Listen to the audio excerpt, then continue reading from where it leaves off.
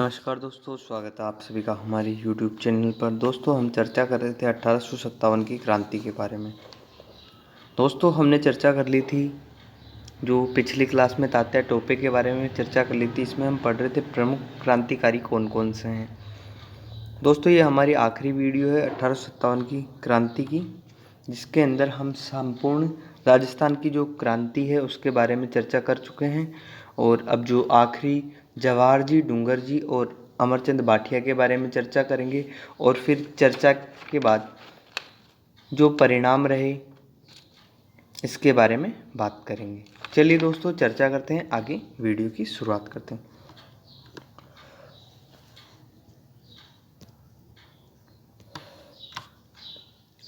दोस्तों, सबसे पहले चर्चा करते हैं हम जवाहर जी और डूंगर जी की। दोनों चाचा भतीजे के नाम से फेमस थे या चचेरे भाई थे। जवाहर जी और डूंगर जी बटोरा गांव सीकर के जमींदार थे, और जो डूंगर जी थे वो पटोदा गांव सीकर के जमींदार थे, सीकर के थे। इनका वास्तविक नाम बालाजी था और इनका भूरा जी था। दोस्तों, जो इनका नाम था वो तो था भूरा जी, और इनका नाम था जवाहर जी का नाम बालाजी। दोस्तों, इनके सहयोगी जो युद्ध में जो इनका सहयोग किया उनका नाम था लोटिया जाट, सावंत मीणा और कर्णिया मीणा जी। दोस्तों, ये इनके सहयोगी रहे। चलिए दोस्तों, आगे की चर्चा करते हैं इसमें। जवाहर जी, डूंगर जी लूटपाट के देवता के नाम से प्रसिद्ध हैं। दोस्तों, इन्होंने इतनी लूटपाट की है कि इनके नाम ही यही रख दिया गया है। क्या नाम रख दिया गया है इनका? लूटपाट के देवता। दोस्तों, लूटपाट के देवता के नाम से ये प्रसिद्ध है। और 1818 के अंदर 1818 से 1846 के बीच में इन्हें जेल हो गई थी, जिसके कारण ये जेल में बंद रहे उग्रवादी क्रांतिकारी होने के कारण। और 1846 में करहिया मीला और लोटिया जाट के सहयोग से इन्हें आज़ाद करवाया गया जेल से। 1846 में सेवर भरतपुर जेल को लूटा, और 1847 ईस्वी में नसीराबाद छावनी को लूटा इन्होंने, जहाँ से 27,000 रुपये लूट कर ये हनोप माता व पुष्कर जी, ब्रह्मा जी का मंदिर है पुष्कर में, तो वहाँ पे जाके इन्होंने सीढ़ियों का निर्माण करवाया। और इन्होंने जो हत्या की वो किसकी हत्या की? कप्तान एडवर्ड की हत्या की। किसने? जवाहर जी और डूंगर जी ने। दोस्तों, अब हम आगे पढ़ेंगे। जो अगले क्रांतिकारी है वो है अमरचंद भाटिया। दोस्तों, अमरचंद भाटिया के नाम से बहुत सारे क्वेश्चन पूछे जाते हैं। इनका जन्म बीकानेर 1793 ईस्वी में हुआ। इनके पिता थे जो ज्वेलरी का व्यवसाय करते थे, और ये एक राज परिवार के राजकोष की राशि थी इनके पास। तो इनके जो पिताजी जो एमपी ग्वालियर से थे और सिचिया राजवंश के शासक थे। अंग्रेजों के ये सहयोगी थे, सिंधिया राजवंश। दोस्तों, राजद्रोह के जुर्म में इन्होंने है ना जो प्रथम शहीद 22 जून 1858 ईस्वी को फांसी दे दी गई थी। चलिए इसके बारे में हम पूरी जानकारी लेते हैं। फिर उसके बाद 8 जून 1857 ईस्वी को इन्होंने राज परिवार के कोष से झांसी की रानी की सहायता दी और ग्वालियर पर अधिकार किया। झांसी की रानी और तात्या टोपे का इन्होंने बहुत सहयोग किया, जिससे युद्ध में इनकी बहुत ही सहायता हुई। अमरचंद भाटिया जी को इस तरह से जाना जाता है कि ये एक तरह से इतने वो थे, दयालु थे, कि इन्होंने अपनी राज परिवार का राजकोष सारा का सारा इन्होंने एमपी और ग्वालियर के अंदर जो इनके परिवार थे जिन पर अधिकार कर झांसी की रानी और तात्या टोपे को युद्ध में सहयोग भेजा था। 1857 की क्रांति में 22 जून को इन्हें राजद्रोह के अंदर, दोस्तों इन्होंने सारा पैसा देने के कारण इन्हें राजद्रोह के जुर्म में इन्हें फांसी की सजा सुनाई गई। और राजस्थान में प्रथम शहीद व्यक्ति अमरचंद भाटिया थे।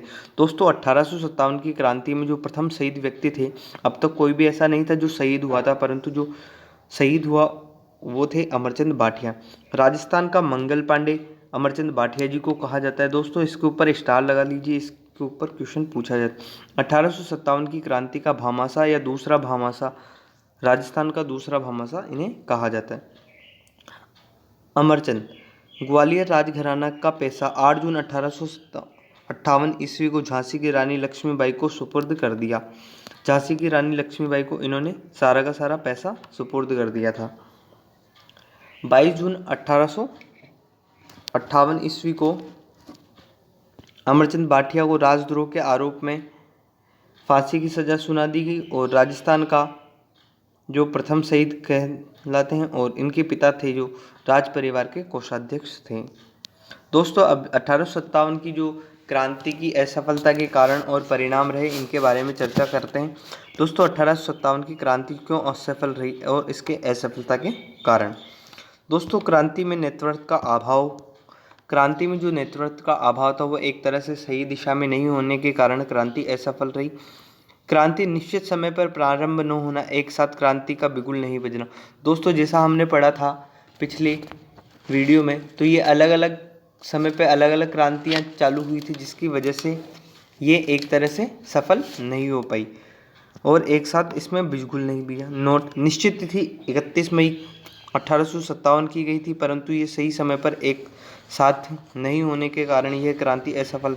देसी रियासतों द्वारा ईस्ट इंडिया कंपनी का सहयोग, मतलब जो देसी रियासतें थी उन्होंने क्रांतिकारियों का सहयोग ना कर देश ईस्ट इंडिया कंपनियों का सहयोग किया और शिक्षित वर्गों की क्रांति के प्रति उदासीन रवैया, जो शिक्षित वर्ग के जो लोग थे उन्होंने क्रांति में भाग नहीं लिया और उनका रवैया इतना एक्टिव नहीं रहा जिसकी वजह से क्रांतिकारी असफल रही और इसमें हथियारों का अभाव भी कम रहा। दोस्तों इसमें जो प्रभाव पड़े उसके बारे में बात करते हैं। दोस्तों भारत का ईस्ट इंडिया शासन छीनकर ब्रिटेन की जो महारानी है उनके हाथ में सीधा शासन चला गया। इसके बाद में 1857 की क्रांति के बाद शासन सीधा ईस्ट इंडिया कंपनी ब्रिटेन की महारानी एलिजाबेथ के पास में चला गया। गवर्नर जनरल का पद समाप्त कर वॉइसरॉय का पद सृजन किया गया। दोस्तों गवर्नर जनरल के पद को समाप्त कर दिया गया था 1857 की क्रांति।